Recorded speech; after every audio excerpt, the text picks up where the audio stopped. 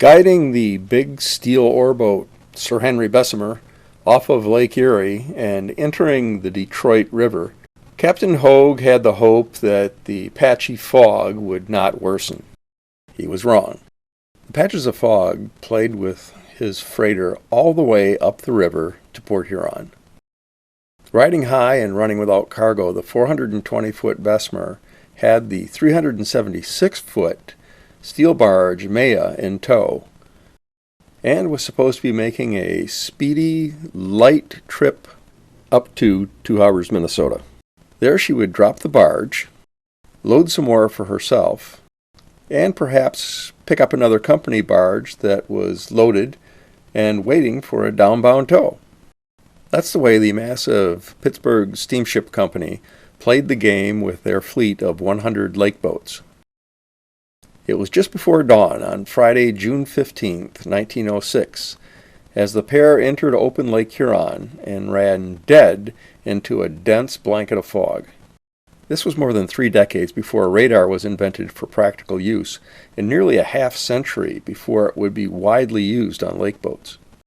The only way for vessels to avoid one another in the fog was to move slowly and blow their whistles. Captains needed to listen and try to stay on their compass course. By 5 o'clock that evening, the Bessemer was still in the fog and approaching Thunder Bay. Suddenly everyone in the Bessemer and the Maya's pilot house heard the urgent blasts of a big laker's steam whistle blowing the danger signal. None of them knew that within the next hour they would find out just how quickly an ore boat can die. In March of 1906, the Pittsburgh Steamship Company announced its appointments of captains and engineers for the coming season. Captain James H. Clapp had been appointed master of the 242-foot steamer William P. Palmer. This was no surprise because he had captained her for the previous 2 seasons. He would, however, be transferred over to the 312-foot steamer Grecian on May 30th.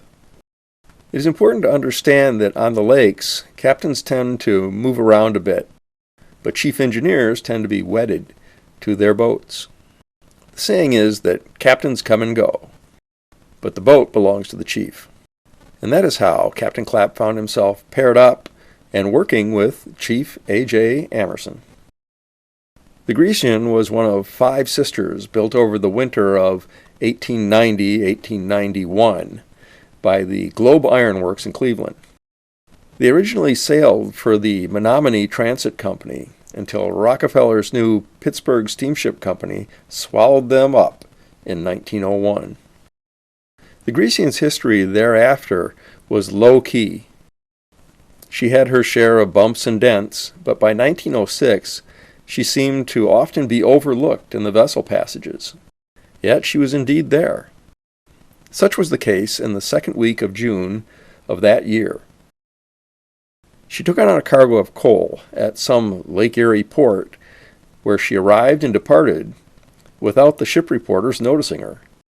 The coal was slated for delivery in Detour, Michigan, at the southern mouth of the St. Mary's River. We only know that she was upbound out of Lake Erie because the Detroit ship reporter caught her at 3 p.m. on Wednesday afternoon, June the 6th. Late Thursday afternoon, Captain Clapp was picking his way through the summertime dense fog, attempting to make the dock at Detour, when at just about 5 p.m. he, quote, hit a rock, unquote. Hindsight would tell us that this rock was probably the size of a small house. 2 hours later, he made the dock at Detour, but he already had one of the boat's compartments flooded and she was rapidly sinking. The Grecian sank at the dock in 21 feet of water.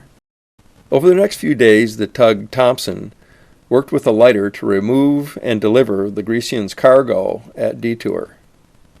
Next, they went to work at patching up her bottom as best they could. She was pumped out and her boilers were fired up.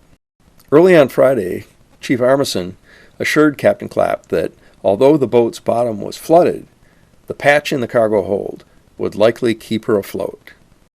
She was a wet-bottom boat, meaning that for ballast, her double bottom was filled with water. The plating in the bottom of her cargo hold would provide an open space for the ballast. When she hit that rock, it went through her outer bottom and ruptured the bottom of her cargo hold. It was that rupture that had been temporarily patched. Of course, luck and Lake Huron were not going to make this a relaxing trip for Captain Clapp. Although the weather was calm and the lake was like glass, a thick fog again hung low over and around the Grecian. When they were about 14 miles off Sturgeon Point, that temporary patch ran out of temporary, and a geyser of water shot into the empty cargo hold. It was instantly clear that the Grecian was sinking. The captain notified his crew to gather their personal possessions and be ready to take to the lifeboats.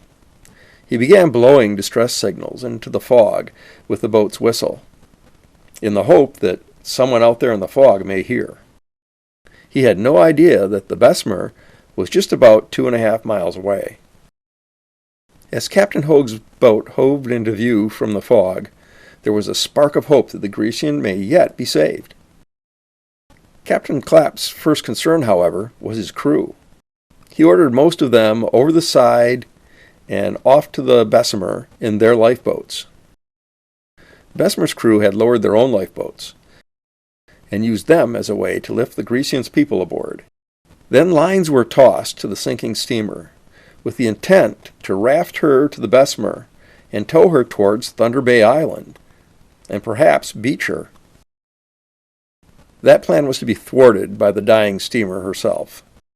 She started snapping the lines and then listed over until her rigging damaged some of the Bessemer's own rigging. For Captain Hoag, it was time to cut her loose and get clear. As everyone watched, the Grecian sank by the stern and was swallowed by Lake Huron.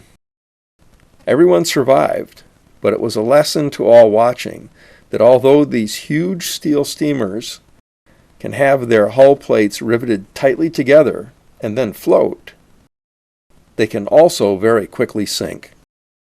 Although there were multiple tries to salvage the boat, the Grecian is now a permanent part of the Thunder Bay Shipwreck Preserve. You can find her and others at this website.